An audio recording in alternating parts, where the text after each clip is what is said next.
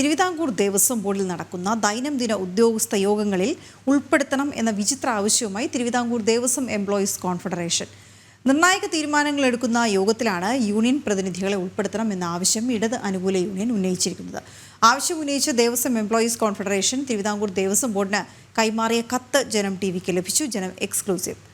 ബോർഡിൽ അംഗീകാരമുള്ള ഏക യൂണിയൻ്റേതാണ് ഈ ആവശ്യം എന്നുകൂടി ഓർക്കുക. ബി വിനീഷ് ചേരുന്ന വിവരങ്ങളുമായി. വിനീഷ്, വളരെ പ്രധാനപ്പെട്ട തീരുമാനങ്ങൾ എടുക്കേണ്ട യോഗങ്ങളിലേക്ക് യൂണിയനുകൾക്ക് എന്ത് കാര്യമെന്ന് കേൾക്കുന്നവർക്ക് ആദ്യഘട്ടത്തിൽ തന്നെ തോന്നാം. പക്ഷേ ആ ആവശ്യം ഉന്നയിച്ചുകൊണ്ട് കത്ത് കൂടി കൈമാറിയിട്ടുണ്ട്. അങ്ങനെ ഒരു ആവശ്യം അവർ ഉന്നയിക്കുമ്പോൾ അവർ പറയുന്ന ന്യായം എന്താണ്? യഥാർത്ഥത്തിൽ അതിൻ്റെ ആവശ്യം എന്താണ്?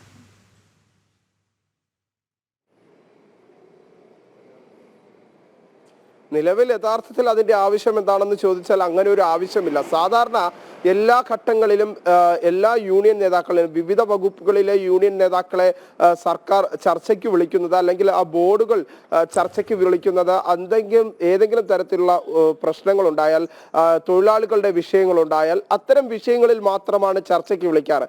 ഇപ്പോൾ ഒരു വിചിത്ര നിലപാടുമായാണ് ദേവസ്വം ബോർഡ് എംപ്ലോയീസ് ഫെഡറേഷൻ ഇപ്പോൾ രംഗത്തെത്തിയിരിക്കുന്നത് എന്നതാണ് എംപ്ലോയീസ് കോൺഫെഡറേഷൻ രംഗത്തെത്തിയിരിക്കുന്നത് എന്നതാണ് പ്രധാനപ്പെട്ട കാര്യം. അവർ നൽകിയിരിക്കുന്ന കത്ത് ദേവസ്വം ബോർഡ് പ്രസിഡന്റിനാണ്. ഏറ്റവും പ്രധാനം വിചിത്രമായ ഒരു കത്ത് എന്ന് തന്നെ നമുക്ക് അതിനെ വിശേഷിപ്പിക്കേണ്ടി വരും. കാരണം ഇടത് യൂണിയൻ മാത്രമാണ് ദേവസ്വം ബോർഡിലെ ഇപ്പോൾ അംഗീകൃത യൂണിയനായി നിലനിൽക്കുന്നത്. ഈ കോൺഫെഡറേഷൻ മാത്രമാണ് അംഗീകൃത യൂണിയൻ.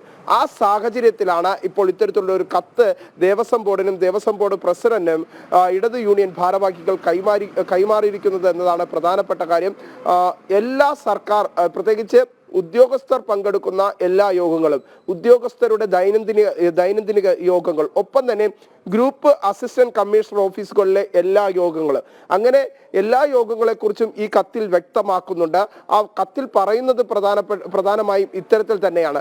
ഈ യോഗങ്ങളെല്ലാം തന്നെ കൃത്യമായി തങ്ങളുടെ പ്രതിനിധികളെ പങ്കെടുപ്പിച്ചതിന് ശേഷം മാത്രമേ ഇത്തരത്തിലുള്ള ഉദ്യോഗസ്ഥ യോഗം പോലും നടക്കാൻ പാടുള്ളൂ എന്ന ഒരു നിലപാടിലേക്ക്, അല്ലെങ്കിൽ അത്തരത്തിലുള്ള ഒരു തിട്ടൂരത്തിലേക്കാണ് ഇടത് യൂണിയൻ ഭാരവാഹികൾ എത്തിയിരിക്കുന്നത് എന്ന കാര്യത്തിൽ സംശയമില്ല.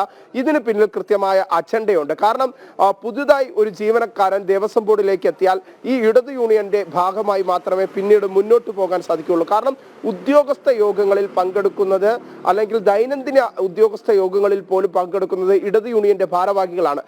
ഒരു ചെറിയൊരു ഹയറാർക്കി പ്രശ്നം, ചെറുതല്ല വലിയ തോതിൽ അതിലൊരു ഹയറാർക്കി പ്രശ്നവും കൂടി നിലനിൽക്കുന്നു എന്നതാണ് എടുത്തു പറയേണ്ട കാര്യം. കാരണം ഒരു ഓഫീസിലെ ഒരു ഗ്രൂപ്പ് അസിസ്റ്റന്റ് കമ്മീഷണർ ഓഫീസിൽ ഏറ്റവും കൂടുതൽ ഈ യോഗങ്ങൾക്ക് നേതൃത്വം കൊടുക്കുന്നത് ഗ്രൂപ്പ് അസിസ്റ്റന്റ് കമ്മീഷണറാണ്. അദ്ദേഹം പങ്കെടുക്കുന്ന യോഗത്തിൽ ഒരു യൂണിയന്റെ പ്രതിനിധി പങ്കെടുത്തുകൊണ്ട് നിർണായകമായ ഒരു തീരുമാനം അസിസ്റ്റന്റ് കമ്മീഷണർ എടുക്കുമ്പോൾ ആ നിർണായകമായ തീരുമാനത്തെ ചോദ്യം ചെയ്യാൻ ഈ യൂണിയൻ ഭാരവാഹിക്ക് സാധിക്കും എന്നതാണ് ഏറ്റവും പ്രധാനപ്പെട്ട കാര്യം. ഒപ്പം തന്നെ ഇത്തരത്തിലുള്ള തീരുമാനങ്ങളെ, സർക്കാർ ഉദ്യോഗസ്ഥർ എടുക്കുന്ന തീരുമാനങ്ങളെ അട്ടിമറിക്കാൻ ഈ യൂണിയൻ പ്രതിനിധികളെ കൊണ്ട് സാധിക്കും. ഒപ്പം തന്നെ ഈ കൂടുതൽ സ്വാധീനം ബോർഡിനുള്ളിൽ കൊണ്ടുവരാൻ ഈ യൂണിയൻ ചിന്തിക്കുന്നു. നമ്മൾ പ്രത്യക്ഷമായി പറയുകയാണെങ്കിൽ മനസ്സിലാക്കാൻ സാധിക്കുന്നത് പൂർണ്ണമായും ഇടതുവൽക്കരിക്കുക, ഇടത് യൂണിയന്റെ ഭാഗമാക്കുക ദേവസ്വം ബോർഡിനെ എന്ന ലക്ഷ്യത്തോടു കൂടി തന്നെയാണ് ഈ കത്ത് കൈമാറിയിരിക്കുന്നത്. ഇതിന് പിന്നിൽ കൃത്യമായ അജണ്ടയുണ്ട് എന്ന ആക്ഷേപം തന്നെയാണ് മറ്റ് ഇതര സംഘടനകൾ ഇപ്പോൾ ഉന്നയിക്കുന്നത്. ഏറ്റവും പ്രധാനം മുഖ്യമന്ത്രിയുടെ മൗനാനുവാദത്തോടു കൂടിയാണ് ഈ ഒരു കത്ത് നൽകിയിരിക്കുന്നത് എന്നതാണ് നമുക്ക് മനസ്സിലാക്കാൻ സാധിക്കുന്നത്. ഇതിന് പിന്നിൽ ദേവസ്വം ബോർഡിന്റെ പ്രസിഡന്റിന്റെയും ഒരു മൗനാനുവാദമുണ്ട്.